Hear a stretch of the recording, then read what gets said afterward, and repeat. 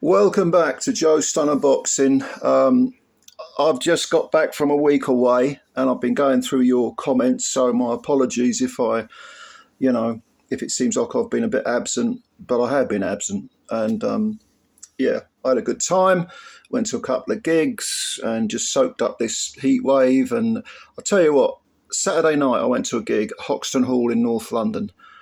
I swear to God, it must have been 45 degrees in there. It was unbearably hot, and it was hot outside anyway. But I did a lot of stuff, wandered around, met up with G-Man.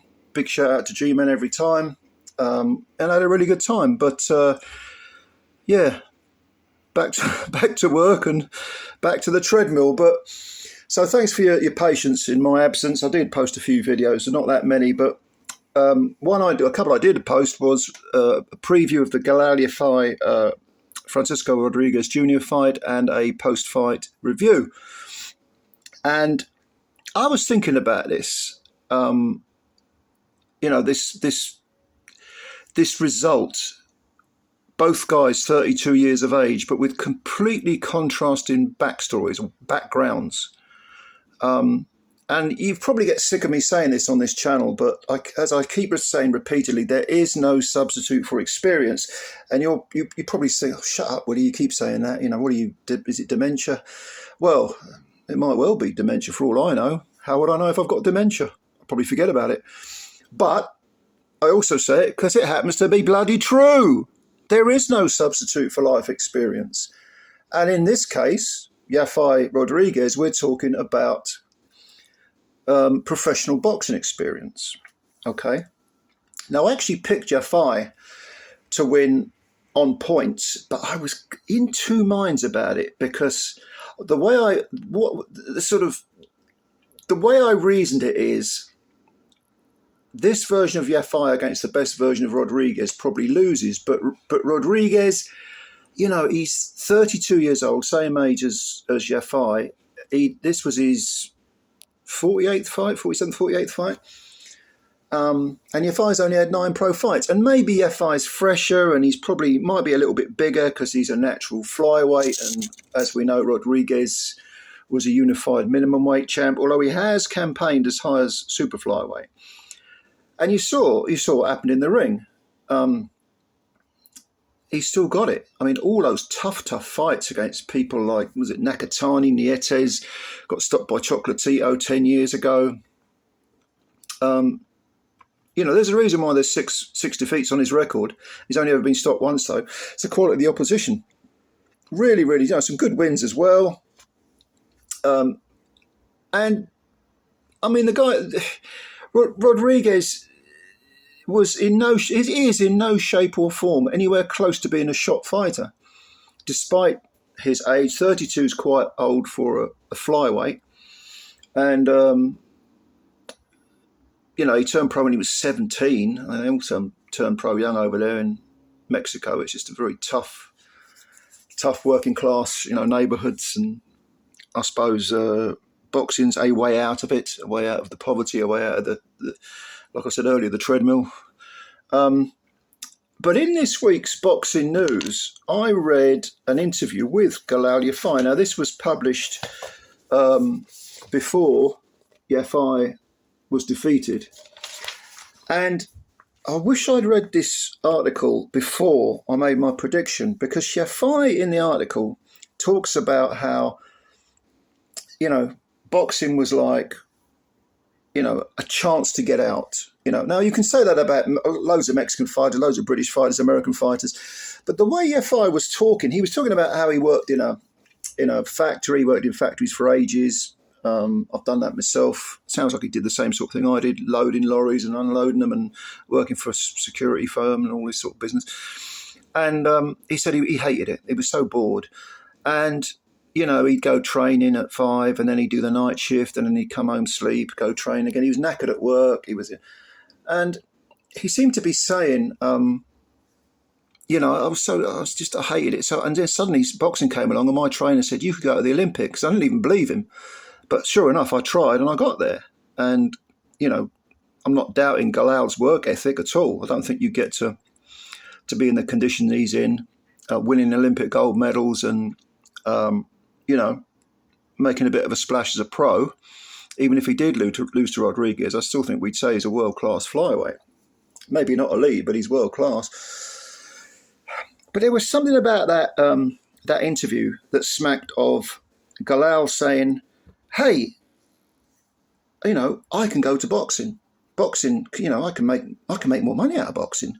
I can travel the world. I can see the world. And at no point in the interview, and obviously interviews are edited, so you never know what else he might have said, but at no point in the interview did he say, well, when I was a young man, I wanted to be a world champion boxer, and I was prepared to do anything I possibly could to be a world championship boxer. And, you know, I went to the Olympics because I was desperate to win that gold medal, and now I'm desperate to win a world title, a real world, because he, you know, this was for that silly WBC interim title, which is completely meaningless. Because Kenshiro Taraji's got the WBC flyweight belt and he's active, so why the fuck we got an interim belt, I do not know. But there was none of that, you know, that fire, that desire. Just reading the interview, okay, I mean, interviews can be deceptive. Sometimes you see people interviewed on, you know, with, you know, IFL TV or whatever, and you think they seem to lack a little bit of verve. Like Lee Selby, I always remember, was very, very quiet. And the Smith family, you know, they're all a bit sort of, yeah, well, whatever, you know, they're kind of a dour, I don't mean it in a rude way, but they have a sort of dour demeanour. They're not very charismatic, but they can still achieve great things. But if you put a professional with that sort of attitude who said, well, the Olympics was my way of, you know, I didn't have to work in a factory anymore and I got to travel and I enjoyed it and it was fun. And if you lack that real grit, that real determination, that sort of eyes on the prize spite, and then after 9 pro fights, you're chucked in with a Mexican, and we know how tough they are, little fuckers. I mean, they are absolutely, you know, they're hard boiled, aren't they? All of them. I mean, even the journeyman will give you a hard night's work. Mexican fighters, you know, even the untalented ones are tough because they have to be tough.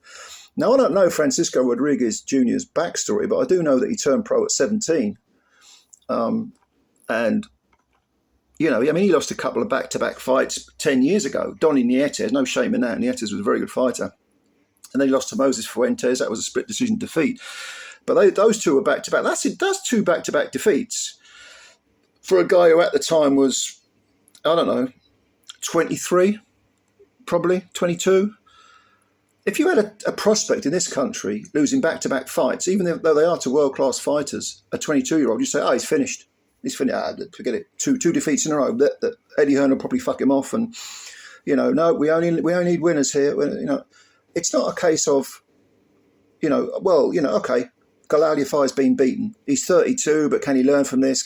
Maybe mentally it can pep him up a bit. Maybe he now knows what he's got to do, and you know he can look at mistakes he made, and he's been 12 rounds for the first time, so that's a positive. Oh no, now people are like, oh Galal, you know, he'll never be the same. You finished, you know, forget it, mate. You know, you turned pro too late. It's all negativity.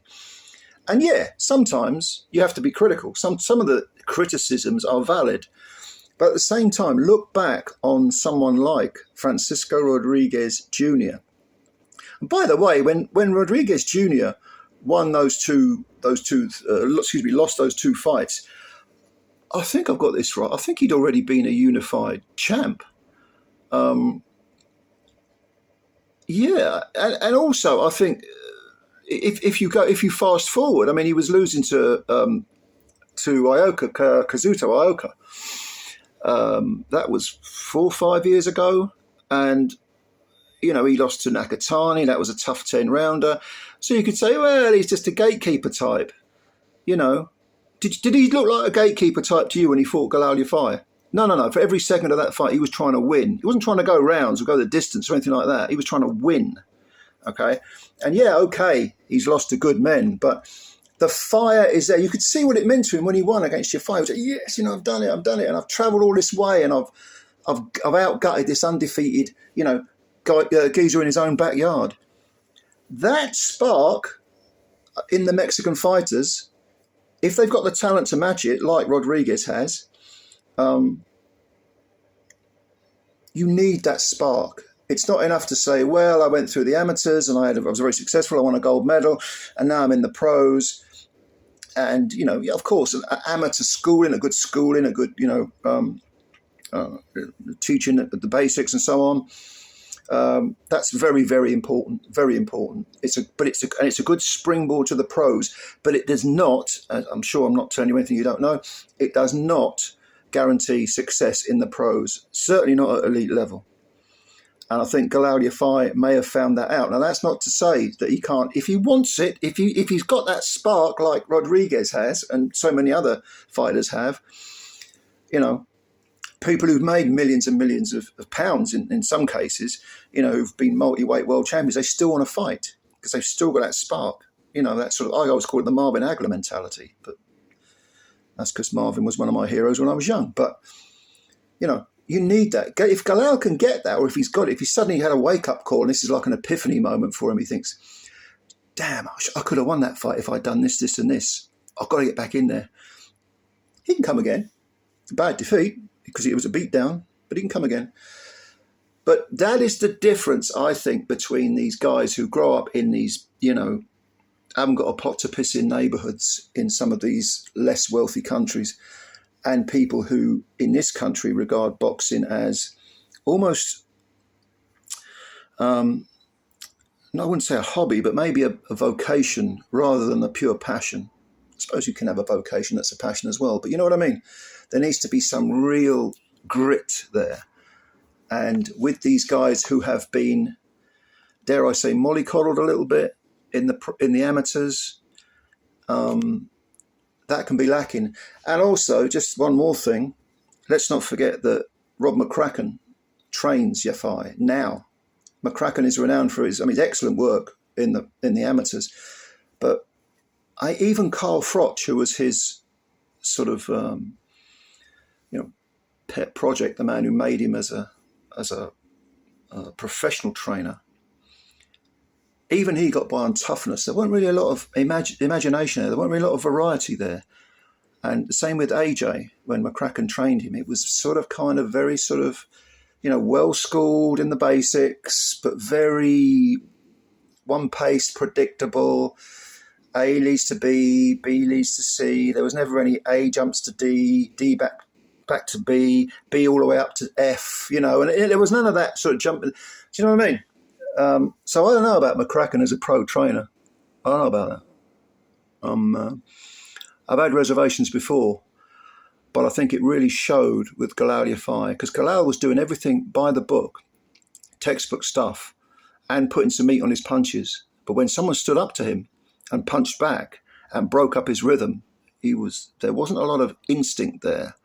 And AJ is a perfect example of someone who isn't an instinctive fighter. He needs to be told what to do. It needs to be mapped out for him. There's no, thinking on the op, you know. But anyway, let me know what you think. Do you agree with anything I've said or not? And do you get what I'm saying? Maybe I've rambled a bit, but let's hear your version. Let's hear what you've got to say. Thank you very much for watching the video. Like I say, I'm back in town now, so I'll do a few more videos. And thank you very much. And if you could like the video, if you liked it, please do. And also subscribe to the channel if you know. I appreciate it always. Thank you very, very much, ladies and gentlemen. I will speak to you soon. Bye for now.